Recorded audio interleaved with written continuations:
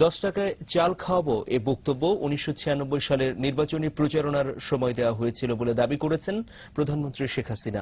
এই বক্তব্য নিয়ে বিরোধী দল অপপ্রচার করছে বলেও অভিযোগ করেন প্রধানমন্ত্রী। সংসদে প্রশ্নোত্তর পর্বে বুধবার এসব কথা জানান তিনি। বিস্তারিত জানাচ্ছেন ইমরান আনসারী। নবম জাতীয় সংসদের অষ্টম অধিবেশনে বুধবার প্রথমবারের মতো প্রশ্নোত্তর পর্বে বক্তব্য রাখেন সংসদ নেতা প্রধানমন্ত্রী শেখ হাসিনা। এ সময় তিনি সংসদকে জানান 10 টাকা মূল্যের চাল খাওয়াবো এ বক্তব্যটি ছিল 1996 সালের নির্বাচনী প্রচারণায় দেয়া একটি বক্তব্যের অংশবিশেষ। 96 সালের বক্তৃতা, তারা এখন 2008 সালের বক্তৃতা বানিয়ে এটাকে তারা প্রচার করছে এবং নিচে লিখছে 2008 সালের বক্তৃতা। এবং ওই মিটিংটা যতদূর সম্ভব তেজগাঁয় আমি এই বক্তৃতাটা দিয়েছিলাম, তেজগাঁর জনসভায় প্রচারে আমি এই বক্তৃতা। আবারও মিথ্যা বলল শেখ হাসিনা। মিথ্যা যাদের রক্তে মিশে আছে, মিথ্যা যাদের পৈতৃক সম্পত্তি, তারা মিথ্যা বলবে না তো আর কে বলবে? তারা কি আর মিথ্যা না বলে পারে? কখনো না। যার প্রমাণ এই ভিডিও। উল্লেখ্য, তিনি গত নির্বাচনের আগে জনগণকে প্রতিশ্রুতি দিয়েছিল 10 টাকা কেজি চাল খাওয়াবার।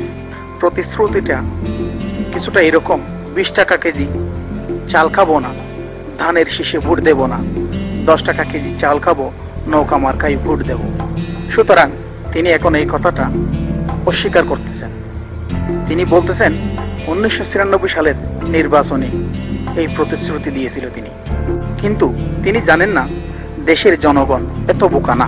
একজন বিবেকবান মানুষ বলতেই বুঝেন 1996 সালের আগে মোটা চালের দাম ছিল 8 টাকা। সুতরাং জনগণকে 10 টাকা কেজি চাল খাওয়াবো এই প্রতিশ্রুতি দেওয়ার কোনো প্রশ্নই আসে না।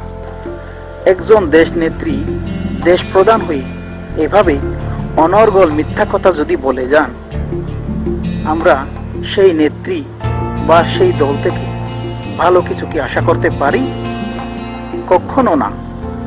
তাই সময় এসেছে এরকম মিথ্যাবাদীদের ক্ষমতা থেকে টেনে হিঁচড়ে উৎখাত করার। তাই আসুন দেশের জনগণ আমরা ঐক্যবদ্ধ হয়ে এইরকম মিথ্যাবাদীদের ক্ষমতা থেকে উৎখাত করি।